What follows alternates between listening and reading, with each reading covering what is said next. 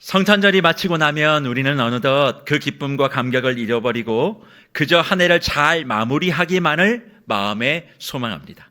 동시에 새로운 시작에 대한 설렘과 기대를 가지고 이번에는 잘해야지라고 하는 무언의 다짐을 각자 하곤 합니다. 그런데 무별 여러분, 그런 다짐 속에 예수 그리스도를 얼마만큼 더 닮아가고자 하는 그런 다짐, 예수 그리스도를 얼마나 더 따라가고자 하는 그런 기대, 말씀을 더 사모하며 말씀대로 살고자 하는 소망이 어느 정도 되십니까? 우리는 바람같이 나의 소원이 이루어지기를 바라며 살아가지만 우리는 번개같이 그리스도 예수에 대한 마음을 잊어버리곤 합니다. 특히 성탄절을 지나 연말 마지막 주일이 되면 더 그런 것 같아요. 성탄절에만 예수 그리스도에 대한 기쁨과 사랑과 감격을 이야기할 뿐 그게 끝나면 다시 마지막 주일, 한 해에 대한 후회, 다가올 새로운 시간에 대한 그런 기대를 가지고 어떻게든 희망을, 소망을 꽃 피워보려고 하는 그런 몸부림을 하는 것 같아요. 그런데 무별 여러분, 그런 몸부림의 시간에 주님이 약속대로 오셨음을 마태복음은 우리에게 선명하게 선포합니다. 예수님이 오신 바로 그 시대, 마태가 뭐라고 얘기합니까? 헤롯 왕의 시대라 기록합니다. 헤롯 왕 시대에 왜 예수님을 이 땅에 구주로 하나님은 보내셨을까요? 사실 헤롯은 로마가 세운 에돔 출신의 분봉왕입니다.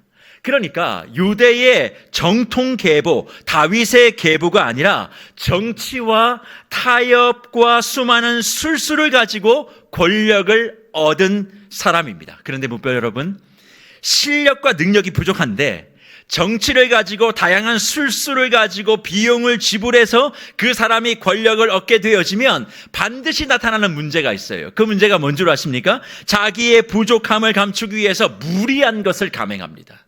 자기 안에 있는 열등감을 해결하기 위해서 더 많은 것들을 하고 그 열등감을 지우기 위하여 잔혹할 정도의 폭정과 그리고 피해 망상에 시달리는 권력자들이 많았음을 세계 역사는 우리에게 명확하게 증명해줘요. 헤롯의 시기도 그러했습니다. 그러니까 헤롯 왕이 통치한 이 시기는 가족도 서스럼없이 죽였고요, 오직 자신의 권력만을 가지고 자기의 안위만을 생각했던 사람이 그 땅을 지배하고 있었으니 그 아래에 있었던 모든 사람들은 다 숨을 죽이고 어떻게든 자기만 살겠다라고 각자 도생하며 아우성치던 바로 그런 분위기가 그 사회와 시대 속에 있었어요. 그런데요, 시대는 다르지만 어쩌면 그 헤롯 왕 시대의 공기와 같은 분위기 속에 저와 여러분이 지금 살아가고 있는지도 모르겠습니다. 그런데 그런 헤롯의 통치의 시대에 하나님의 통치, 곧 그리스도 예수가 이 땅에 오셨다는 것입니다. 그런데 무별 여러분, 이 땅의 흑암과 아우성이 절정인 바로 그 시기, 구원자 예수 그리스도가 이 땅에 오심을 가장 먼저 발견한 사람이 누구라 성경이 이야기합니까? 말씀을 연구하고 예배를 집례한 대제사장들이 아니었습니다. 그 사람, 예수 그리스도의 이 땅에 오심을 가장 먼저 발견한 사람은 동방으로부터 온 박사들이라고 얘기해요. 헬라어 말로 얘기하면 아타톨레 아포마고스라고 되어 있습니다. 이 말을 직역하면 해가 떠오르는 지역으로부터 온 마법사 혹은 천문학자, 점성술사라는 이야기입니다. 정확하게 해가 떠오르는 지역이 어딘지 모르지만 고대 근동의 지도를 살펴보면 메소포타미아나 페르시아 등 베들레헴 동쪽 지역에서 온 사람들이라고 생각해 볼 수 있어요. 그런데 성경은 그 사람들이 이런 출신이다 라고 하는 것에 주목하는 것이 아니라 그들이 어떤 출신이든 어떤 지역이든 구주 예수님을 가장 먼저 찾아와 경배한 사람은 유대인이 아니라는 거예요. 이스라엘 백성이 아니라는 겁니다. 오히려 이방인이라는 사실에 주목하며 성경을 기록해요. 이것은 엄청난 일이 아닐 수 없습니다. 왜 그렇습니까? 하나님이 이 사람들을 그리스도 예수께로 이끌어 이방인의 첫 열매가 되게 하셨고, 이것은 무엇의 성취냐? 창세기 12장 3절의 이 말씀의 성취이기 때문에 그렇습니다. 너를 축복하는 자에게는 내가 복을 내리고 너를 저주하는 자에게는 내가 저주하리니 땅의 모든 족속이 너로 말미암아, 너가 누굽니까? 아브라함입니다. 너로 말미암아 뭘 얻어요? 복을 얻을 것이라 하신 것입니다. 이스라엘 백성만이 아니라 땅의 모든 족속, 이것은 이방 백성을 다 포함하는 것입니다. 그런데 그 이방 백성을 포함한 모든 족속이 아브라함을 통하여 복을 얻을 것이라 말씀하고 있었던 이 언약의 성취, 곧 아브라함 언약의 성취가 바로 오늘 본문의 말씀이고, 이것은 구약부터 말씀하신 하나님의 언약이 그리스도 예수의 탄생을 통하여 완성되었음을 증언하고 있습니다. 그런데 그 동방의 박사들이 보고 온 것이 있대요. 동방의 박사들이 그냥 오지 않았습니다. 무엇을 봤습니까? 별을 봤습니다. 그의 별, 메시아의 별을 보고 그에게 경배하러 왔다, 그렇게 말씀하고 있지 않습니까? 그러면 메시아의 별을 보고 왜 동방의 박사들이 예수를 경배하러 왔을까요? 그것은 민수기 24장 17절의 말씀의 완성입니다. 민수기 24장 17절에 그 말씀이 뭡니까? 한 별이 야곱에서 나오며 라고 기록하고 있는데, 그 말씀을 그대로 이루시며 그 별을 통해 이방인을 그리스도께로 인도하여 내었음을 하나님이 명확하게 성경의 예언과 말씀대로 한치의 오차 없이 진행하고 있음을 성경은 증언하고 있는 것입니다. 그런데 그 별이 멈추어 선 곳이 어디였습니까? 그것은 동방의 박사들이 발걸음을 멈춘 곳이죠. 그러면 동방의 박사들이 발걸음을 멈춘 곳이 어디였습니까? 마국간이었습니다. 상상을 한번 해보십시오. 수천 년을 관통하여 하나님이 이 세상을 살리기 위해, 아니 저와 여러분들을 살리기 위하여 창조의 언약과 노아의 언약과 아브라함의 언약을 통과하여 다윗의 언약을 통과하여 이렇게 메시아 예수 그리스도를 이 땅에 보내시는 구원의 여정 속에서 메시아의 별을 보게 하고 그 별빛을 따라 이방인을 부르시고 세상의 가장 낮은 자리 위에, 마국간 위에 아기 예수를 올려두는 이 모습, 얼마나 비정상적이에요.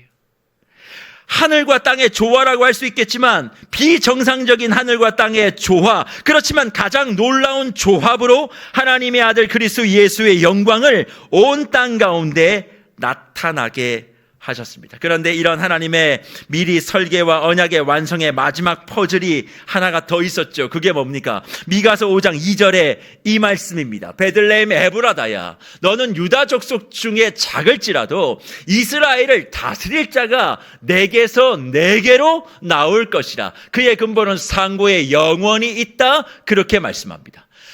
아기 예수 그리스도 메시아가 어디에 태어난다고요? 베들레헴에 태어난다, 그렇게 말씀해 주고 있습니다. 모든 민족을 위한 유일하지만 가장 영광스러운 왕이 그리스도 예수인데, 그 예수가 유다 족속 중에 가장 작은 족속 베들레헴에서 태어날 것을, 그래서 이 땅의 혹독하고 어두움과 답답한 상황을 구원하실 수 있음을 우리에게 말씀하시며, 완벽한 하나님의 말씀의 성취가 그리스도 예수의 탄생 가운데 이루어났다라고 하는 말씀을 마태복음 2장은 우리에게 하고 있는 거예요. 그런데 문제는 이 말씀을 늘 우리는 성탄절 시즌만 되면 읽고 그만둡니다.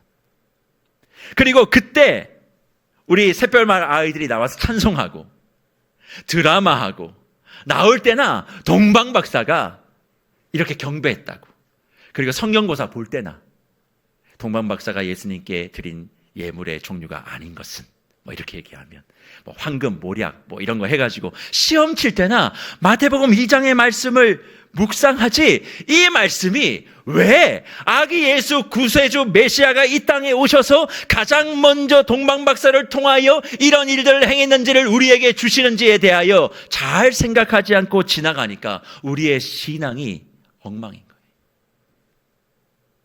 동방박사는 그냥 별을 보고 온 사람들이 아닙니다. 그들은 호기심으로 베들레헴을 방문한 사람도 아닙니다. 이 사건 뒤에는 이전에도 말씀드렸지만 창조 언약, 노아 언약, 아브라함 언약, 다윗 언약을 이루시는 그 방법을 함축하여 우리에게 말씀하셨고, 이 모습은 누구를 부르시는 거예요? 동방박사들만 부른 것이 아니라 그 아기 예수 그리스도를 통하여, 구원자 예수 그리스도를 통하여 우리를 흑암과 어둠에서 부르신 하나님의 부르심의 방법, 그 모습이 도대체 어떤 것인지를 교회된 저와 여러분에게, 예수를 믿어 구원받았다라고 말하는 저와 여러분들에게 보여주시며 이 말씀을 완성한 거예요. 그 말씀이 뭡니까? 에베소 2장 13절에 이 말씀이죠. 이제는 전에 멀리 있던 너희가 그리스도 예수 안에서 그리스도의 피로 뭐 했다고요? 가까워졌다고요.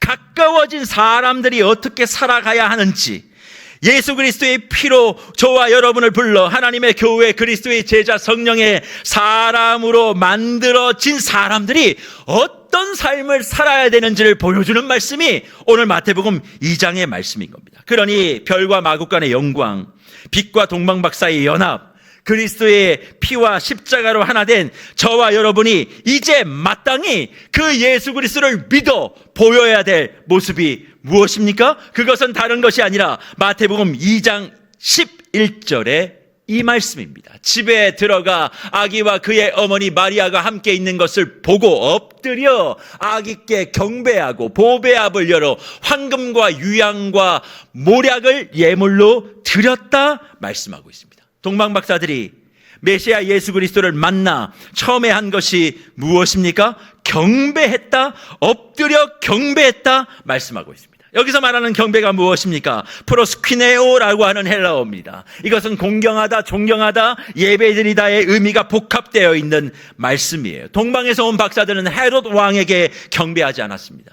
엎드려 그에게 절하지도 않았습니다. 오직 예수 앞에만 절하며 황금과 유약과 모략, 곧 자신이 가지고 있는 가장 귀한 것을 드리며 예배한 것입니다. 사랑하는 묵별 여러분, 예수 그리스도를 만나게 되어지면 가장 먼저 보여야 될 모습을 우리는 본문을 통해 확인할 수 있어요. 그게 뭡니까? 주님, 내게 복을 달라고 복을 구하는 것이 아닙니다. 주님, 내 문제를 해결해 달라고 내 문제 해결에 대한 해법을 요청하는 것이 아닙니다. 예수 그리스도를 진짜 만나 그분 앞에 엎드리게 되어지면 가장 먼저 하는 것이 뭡니까? 경배하는 겁니다. 예배하는 것입니다. 그러면 예배가 무엇입니까? 내 삶에 가장 귀한 것을 내어드리는 거예요.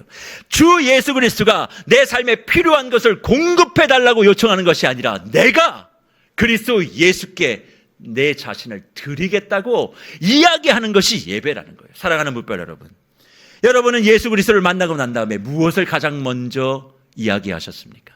주님, 내게 은혜를 달라고, 내가 이것이 필요하다고, 이것저것 내게 주셔야 내가 살지 않겠노라고 그렇게 이야기하며 내가 부족한 것을 주님 앞에 아뢰이지 않았습니까? 그러나 동방박사들은 아기 예수 그리스도를 만나자마자 내가 필요한 것이 이것입니다가 아니라 내가 가진 가장 귀한 것을 당신께 드립니다. 내가 어떻게 살기를 원하십니까?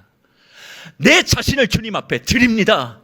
나에게 임하실 하나님의 영광 나타내 달라고, 내가 당신을 위해 살겠노라고, 내가 아무것도 아니고 가진 것도 없다 할지라도 내 자신을 주님께 드리오니 나를 받아달라고, 이것이 경배이고 예배임을 우리에게 말씀합니다. 그러나 대부분의 많은 성도들은 주님 앞에 예배하러 나오는 이 순간 주님 앞에 자꾸 거래를 시도해요.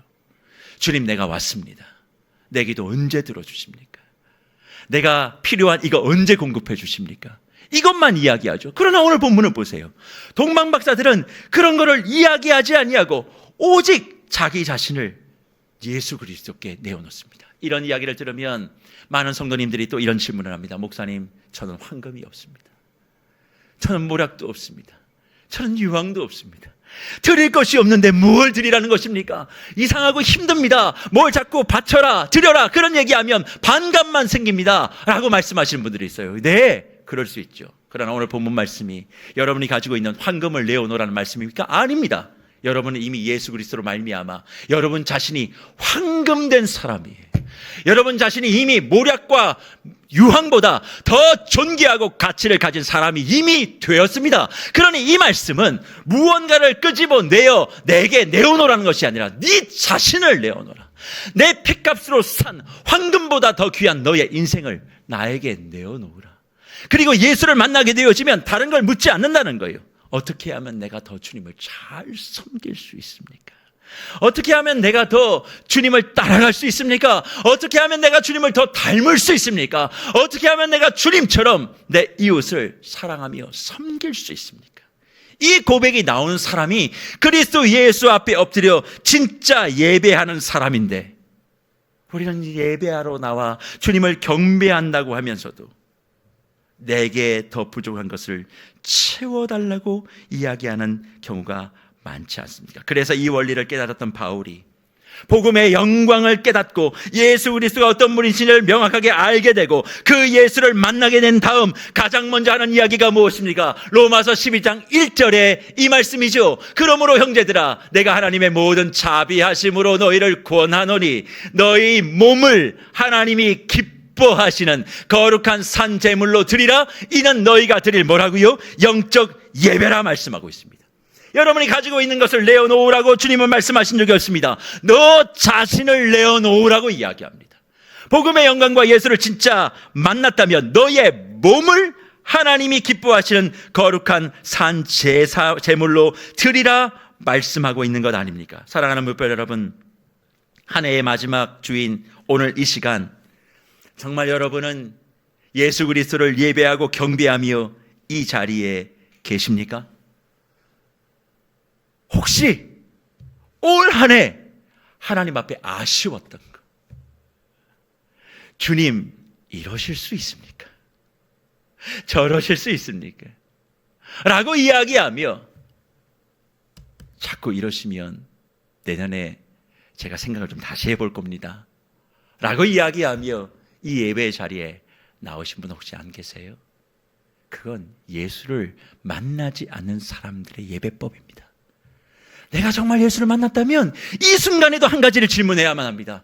주님, 내가 주를 위해 무엇을 하겠습니까? 주님, 어떻게 살기를 원하십니까? 나는 몸이 아픕니다. 난 가진 것도 없습니다. 올 한 해 내 수익 계산이 하나도 맞지 않지만 그래도 내가 원하는 것은 주님이 핏값으로 사신 황금보다 귀한 나를 드리고 싶습니다. 주님의 십자가로 사신 그 유황보다 더 귀한 나를 주님께 드리고 싶어요. 세상 사람들은 어떻게 생각할지 모르지만 내 가정을 주님 앞에 드리고 싶고 내 교회를 주님 앞에 내어놓고 싶습니다. 주여, 정말 주를 위해 살고 싶습니다. 그런 고백이 나오게 된다는 것이죠. 그래서 소망은 다른 것을 소망하는 게 소망이 아니에요. 내 인생을 주님께 드리우니 주여 받아주옵소서. 이런 고백이 터져나올 때 그 사람이 진짜 메시아 예수를 만나 예배하는 자로서의 삶을 살아가고 있음을 우리에게 증명하고 있습니다. 그런데 무별 여러분, 이런 주님의 말씀 도전 앞에 저와 여러분은 지금 어떻게 반응하고 있습니까? 동방박사와 같이 그렇게 살겠노라고 그렇게 다짐하며 그렇게 가기를 원하십니까? 아니요. 저는 그 도전 앞에 다른 모습을 보입니다. 어떤 모습을 보이는 줄 아세요? 오늘 성경에 등장하는 두 가지의 모습이요. 하나는 헤롯의 모습이고 하나는 대제사장의 모습입니다. 이렇게 말씀해도 저에게는 헤롯과 같은 그런 모습과 대제사장의 모습이 있음을 부인할 수 없어요. 헤롯의 모습이 무엇입니까? 두려움과 분노입니다. 메시아 예수의 탄생 소식 앞에 헤롯이 보였던 모습은 두려움과 분노라 그렇게 얘기합니다. 오늘 마태복음 2장 3절의 말씀을 보십시오. 헤롯 왕과 온 예루살렘이 듣고 소동했다 그렇게 얘기합니다. 예수 그리스도 메시아가 오셨음을 헤롯 왕과 예루살렘이 듣고 소동했다고 얘기하는데, 소동이라는 말이 뭔 줄 아십니까? 타라소라는 말이에요. 이 말은 자극하다, 선동하다라는 의미입니다. 선동했대요. 왜 선동을 합니까? 말씀에 대하여, 예수에 대하여, 메시아에 대하여 제대로 알지 못했던 헤롯은 그 메시아 왕에 대한 소식을 접하자 불안해지는 거예요. 왜 불안해요? 자기가 왕인데, 야 진짜 왕이 왔대, 메시아가 진짜 왔대. 그러면 내가 가지고 있는 이 왕권을 빼앗기는 것 아니야? 나는 유대 정통도 아닌데.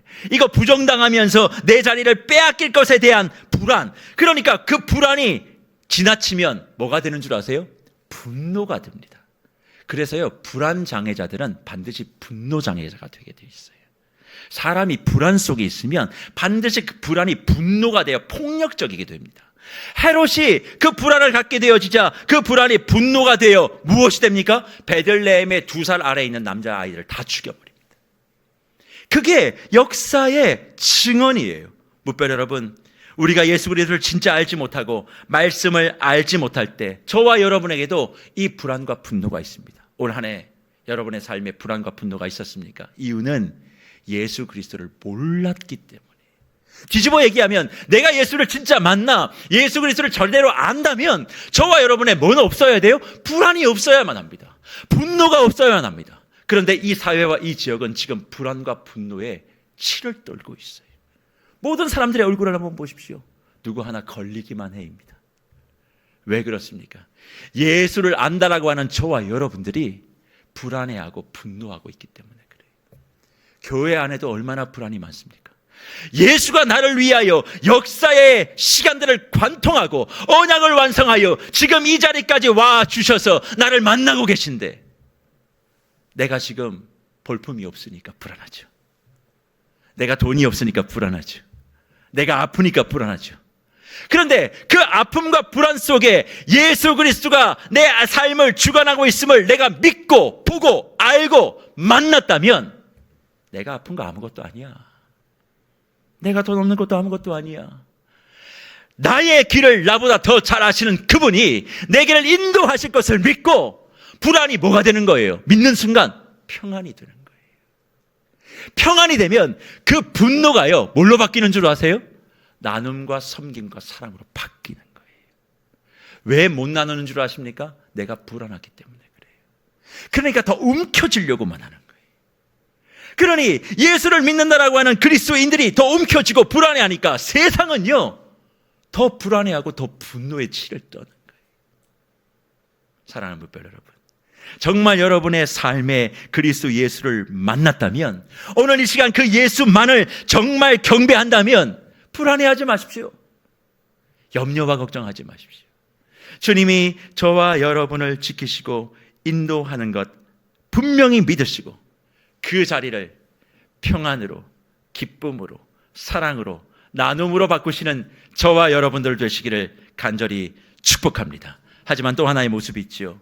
저의 모습입니다. 누구의 모습입니까? 대제사장의 모습입니다. 대제사장의 모습은 어떤 모습인가? 마태복음 2장 5절과 6절의 말씀을 보면 그 말씀은 구약의 미가서 5장 2절의 말씀을 기록하고 있습니다.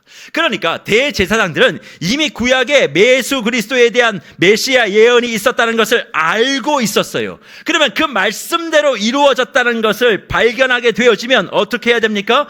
예수 그리스도를 경배하러 발걸음을 옮겨야 되는데 그들은 발걸음을 옮기지 않습니다. 헤롯은 예수 그리스도를 말씀을 몰라서 불안하고 분노하였다면 대제사장과 서기관들은 말씀을 알았지만 움직이지 않아요. 무엇보다 성경은 이들을 예루살렘이라고 얘기합니다. 예루살렘이 어떤 곳입니까? 성전이 있는 곳이지요.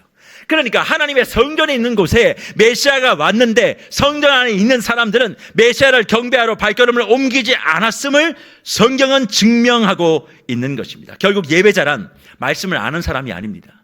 예배자란 말씀을 따라 움직이는 사람이 예배자고, 말씀을 알고도 멈추었다면 그 사람은 예수와 무관한 사람임을 분명히 우리에게 경고하고 있어요. 사랑하는 뭇별 여러분, 지금 이 시대는 어쩌면 말씀이 부족한 시대가 아니라 말씀은 넘치지만 말씀대로 행하는 사람이 부족한 시대입니다. 말씀이 부족한 시대가 아니에요. 말씀은 넘쳐요. 근데 그 말씀대로 행하는 사람이 부족한 시대입니다. 수많은 말씀을 유튜브나 설교를 통해서 듣지만 말씀의 동굴 속에서 나오지 않는 거예요. 자기만의 예루살렘 안에 자기를 딱 가두어 놓는 대제사장과 서기관처럼 있는 사람들이 너무 많은 것입니다. 그 자리에서 내가 주인 되어서 내가 하고 싶은 대로 하는 거예요. 말씀을 안 듣는 건 아닙니다. 날마다 말씀을 듣고 예수에 대해서 설명을 듣습니다. 하지만 들을 뿐 그 말씀이 원하는 방향대로 움직이지 않는다는 거예요. 그 말씀을 들었으면 예루살렘의 성문을 열고 어디로 가야 됩니까? 베들레헴으로 발걸음을 옮겼어야만 했습니다. 그러나 대제사장들은 그냥 그 자리에 머물렀다는 사실이죠. 그런데 왜 그들이 그러했을까? 사실 다른 게 아닙니다. 헤롯도 대제사장도 서기관도 오직 하나의 이유 때문에 그래요. 자기의 왕권과 자기의 이권을 지키기 위해서, 체면을 차리기 위해서 자기의 얼굴을 감추고 숨겼기 때문에 그렇습니다. 진짜 예수 그리스도를 만나면 자기의 거짓된 모습이 드러날까 봐 숨긴 것이죠. 무뼈전은 어떠합니까? 말씀을 듣고도 왜 우리가 발걸음을 옮기지 못해요? 말씀을 듣고도 우리가 왜 그렇게 살지 못합니까? 끊임없이 나를 정당화하고 합리화하고 있기 때문에 그래요. 누구처럼요? 우리가 얼굴을 찾을 때까지 등장하는 오루알과 같이 우리가 그렇게 하는 것입니다. 오루알은 오랜 시간 가면을 쓴 채로 살아가면서 자신도 모르는 왜곡된 사랑과 집착 속에 동생 푸시케를 소유하려고 그것을 가로막는 것 같은 하나님을 원망하며 자신을 정당화하며 합리화하지 않았습니까? 그러나 오루알이 하나님의 심판과 사랑 앞에서 자신의 삶을 스스로 고발하며 자기를 향한 고발장을 잇자 비로소 자기 얼굴을 발견하게 된다는 거예요. 무뼈 여러분은 어떠하십니까?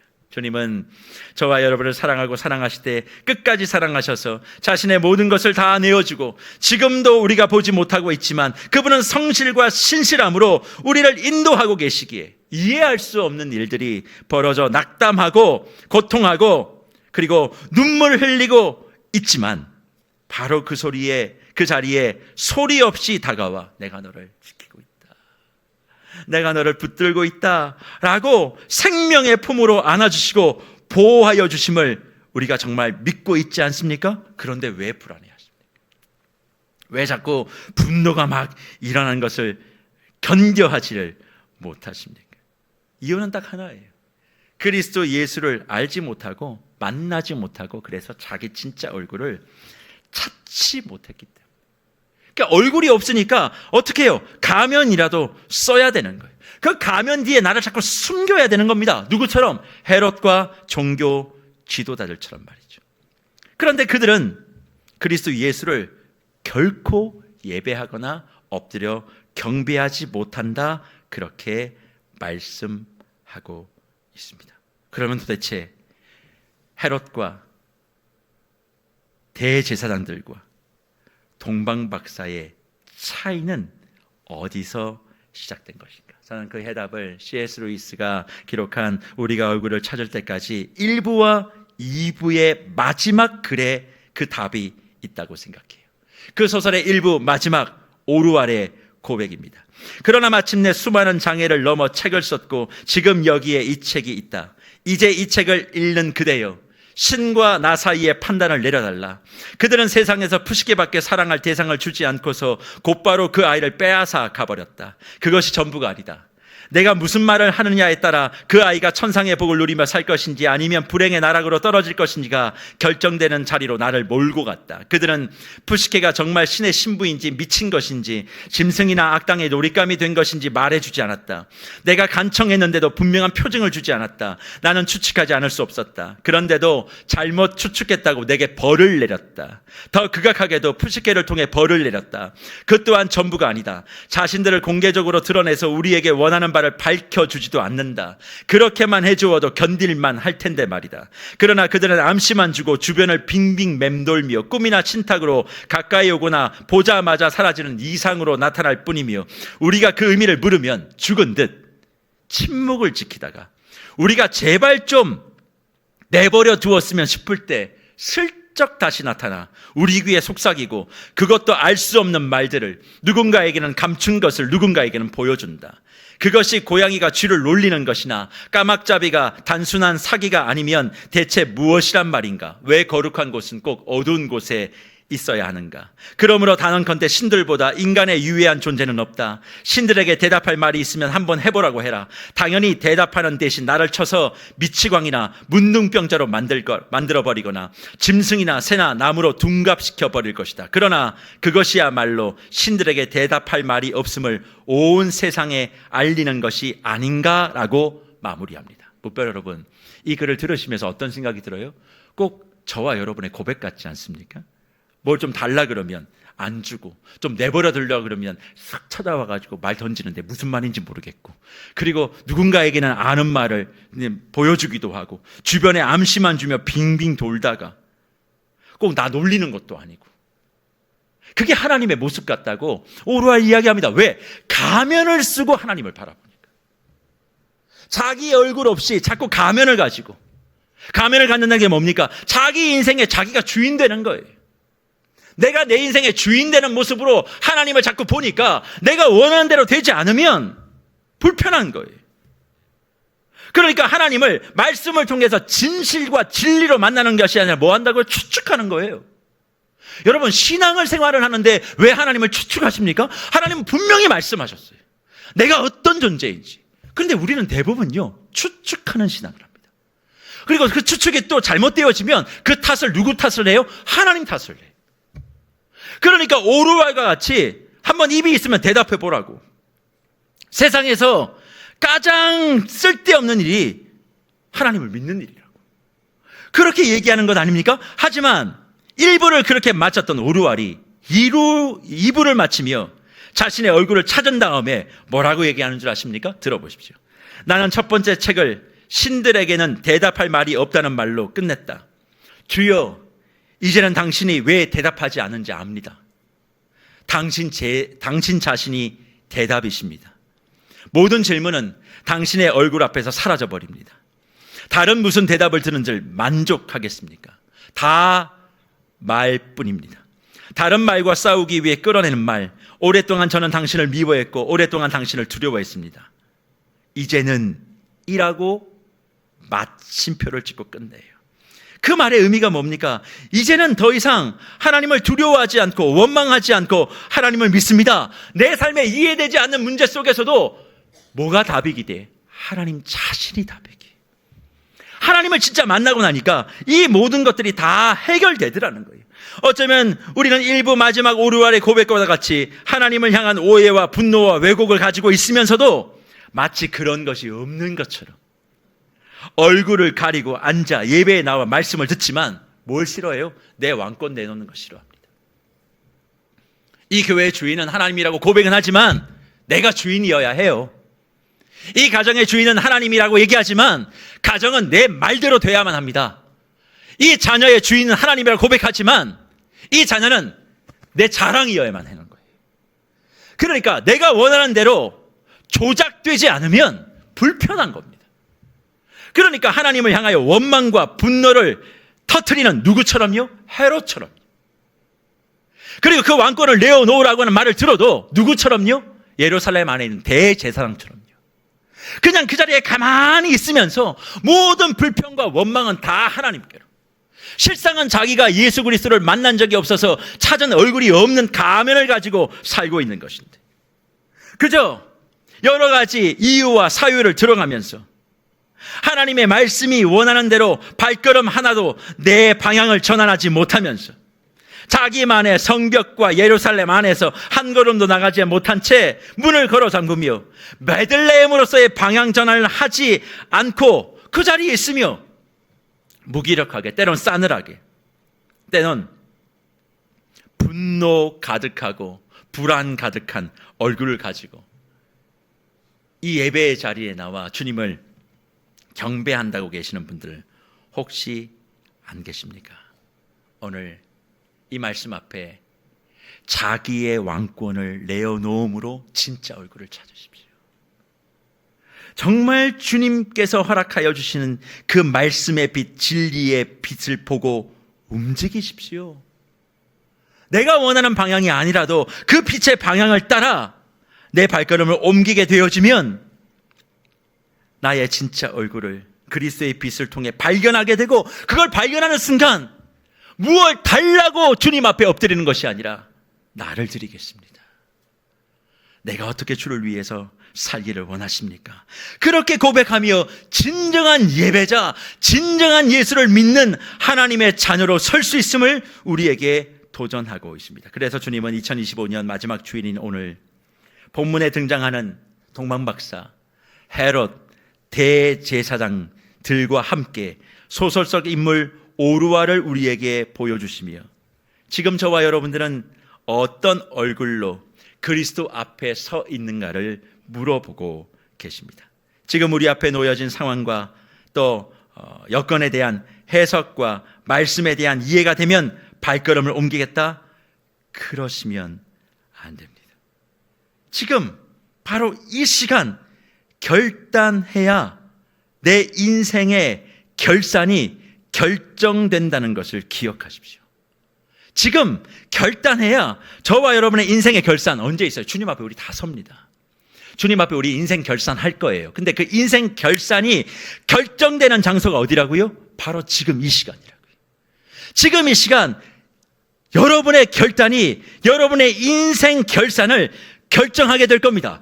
오늘 하지 않는 일을 내일도 하지 않을 것이기에 하루라도 미루지 말고 지금 즉시 가능한 것을 해보십시오. 내가 내 삶의 주인됨을 버리기 위하여 결단하시고 시작하셔야만 합니다. 상황이 되고 여건이 되면 하겠다. 다 거짓말입니다. 왜 그런 줄 아세요? 아직도 가면을 못 벗어서 그래요. 아직도 가면을 못 벗고 왜곡된 자아를 정리하지 못하니까 하나님이 주시는 새 얼굴을 받고 살아가는 동방박사와 같이 나를 주님께 못 드리는 것입니다. 2025년 이제 4일 정도 남았습니다. 그래서 말씀을 마무리하며 우리 성도님들께 권면과 축복을 드립니다. 남아있는 4일 결단하셔야만 합니다. 뭘 결단해야 되느냐? 내가 지금까지 예수를 믿는다라고 말만 했지 그 말씀의 방향대로 살지 못했던 거 있다면 4일 지나고 내년에 할게. 아닙니다. 지금 하지 않으면 내년에도 안 될 것입니다. 누군가의 관계 속에 묶인 게 있습니까? 풀으십시오. 사과하고 사죄하고 용서를 구하십시오. 내가 뭔가를 약속했는데 해주지 못했습니까? 힘들어도 남은 4일 동안 그것을 매듭 지으십시오. 내가 가지고 있는 모든 신앙의 경건, 작년 한 해 동안 올 한 해 처음 시작할 때 내가 큐티와 말씀 묵상에 대해서 도전을 했는데 못하셨습니까? 남아있는 4일 시작하셔야만 합니다. 예배를 끝나고 로비에 나가셔서 창세기 성경 필사를 사서 시작하십시오. 그게 되겠는가? 아닙니다. 되고 안 되고보다 지금 나의 결단이 인생의 결산을 결정하는 줄 믿고 시작하면 그 속에서 하나님이 잃어버렸던 나의 얼굴을 찾게 하시고 동방박사와 같이 이제 그 빛을 따라 걸어가며 내가 주를 위하여 무엇을 하겠습니까? 라고 묻는 진짜 신앙인이 될 때 저와 여러분의 삶에 꺼지지 않고 늘 밝게 빛나는 그리스도 예수의 빛이 영원 무궁토록 저와 여러분의 삶에 비추어질 줄 믿습니다. 그러니 이제 진짜 얼굴을 찾으셨다면 이제 우리에게 남는 것은 순종과 결단밖에 없어요. 오늘 남아있는 4일 동안의 시간을 그냥 시계에 흘려보내지 마시고 붙잡으십시오. 가족 안에서 내가 사랑한다는 말을 많이 못했으면 4일이라도 넘치게 한번 해보세요. 정말입니다. 미안하다는 말 아내와 남편에게 한 번 못했다면 4일 동안 미안하다는 말을 넘치게 한번 해보세요. 그 말을 하는 순간 여러분의 진짜 얼굴이 찾아지게 될 것이고요. 그리고 그 속에서 정말 여호와 하나님을 경배하는 기쁨이 무엇인지를 보게 될 줄 믿습니다. 그 얼굴을 찾으셔서 이제 내년부터 시작되어지는 은혜의 대장전 6년차 기적이 시작되는 것입니다. 얼굴 없이 기적이 이루어지지 않습니다. 정말 예수 그리스도의 그 빛을 마음속에 새기시고 진정한 예수를 만난 사람다운 예배와 경배로 승리하시는 저와 여러분들 되시기를 주의 이름으로 축복합니다.